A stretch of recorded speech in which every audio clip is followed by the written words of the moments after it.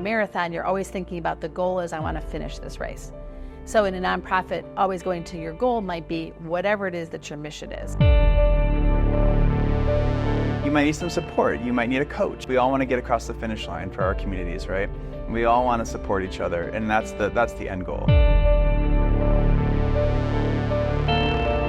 It's a rigorous process that takes a fair amount of research. It's really important to do the research and look up other organizations similar to what you're doing. See if those things are already happening. Really looking at the landscape to see if there's another group that's doing what you want to do. So is there a space? See if there's overlap, and then also see what you might find the niche that is important to your mission. Kind of a heart check, is this the best way to approach this problem? Really doing the research to make sure that you're well prepared to start a nonprofit.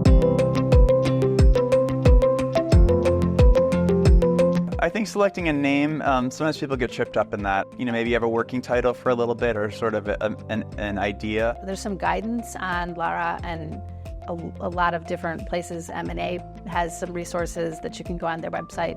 Michigan Community Resources also helps with these kinds of things. To help decide what that name is. Also, you have to make sure that it's not already registered.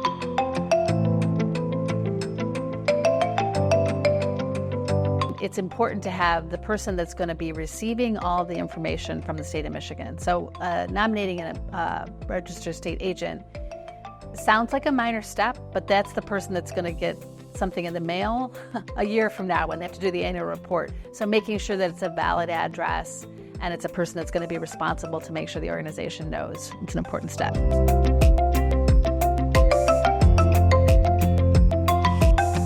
First and foremost, have a board of directors. And in Michigan, you have to have 3 members of your board of directors to start. You can have anything above that, but you cannot have below that. So 3 board of directors who understand the legal duties of a board of directors, which is a duty of care, a duty of loyalty to the nonprofit organization, and a duty of obedience, meaning they're going to follow whatever the rules are that are set for the organization.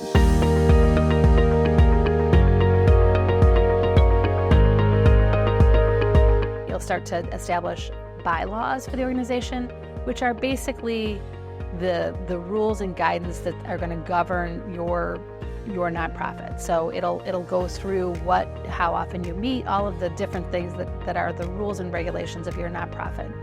You'll also develop a conflict of interest policy, which is something that's required by the federal government.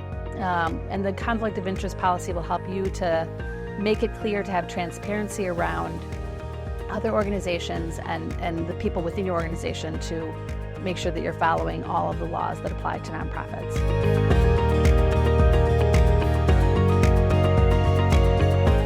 There's a series of different ways that you can incorporate as a nonprofit. 501c3 is the most common. You're going to file your articles of incorporation with the state LARA, which is LARA. There's some form articles of incorporation. Talking to groups like Michigan Community Resources, we can help groups through that. We also provide free pro bono legal services to help groups with that. They can help to make sure that your articles meet all of the state requirements, just to make sure that you're following all of the rules and regulations. You're going to get your EIN number, employee identification number. So it's basically the social security number for the organization. You'll use your EIN, apply to the IRS using a form that's called the 1023, even the 1023-EZ form, which is, as it sounds, an easy form, pretty short, but there are still some things to think about. There's a cost associated with filing these things, so you want to make sure that you get it right the first time. So you'll get your tax ID number once you're incorporated in the state.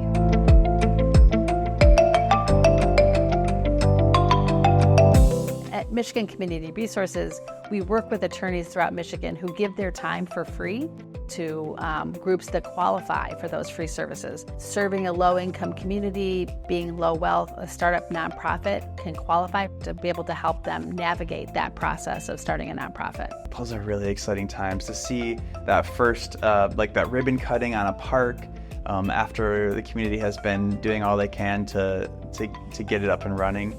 Those moments are priceless. And sort of talking about a marathon, starting with that passion. I'm starting with, I don't exactly know how I'm going to get to that finish line. They may need some support and some encouragement from people that they're also running in the race with. That spirit and looking for the support all around you along the way definitely checks.